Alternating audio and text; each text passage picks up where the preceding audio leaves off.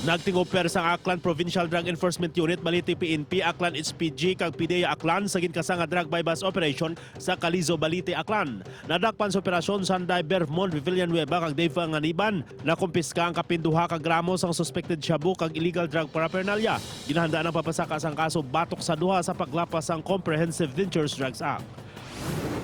Wala makapugong ang 23 anyos nga bata nga patupaan sang pakaw sang bumbang amay nga palahubog.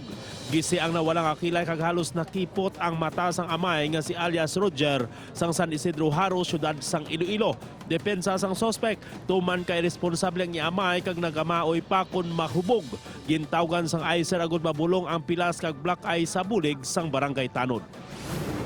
Arestado paagi sa warrant of arrest sa kaso nga murder ang ginapahayag miyembro sang Southern Front sang Komite Rehiyong Panay sa New People's Army nga si alias Tobias Mali, 64 anyos, ang sitio sa Laksakan, Barangay Ubos, Valderrama, Antique.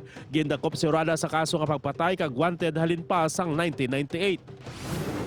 Na-recover sa checkpoint sa kapulisan kag militar sa sitio Corba, Hagnaya, Barangay Tabunak, Tuboso, Negros Occidental ang 45 kalibre nga pistola kag mga bala, cellphone kag mga dokumento.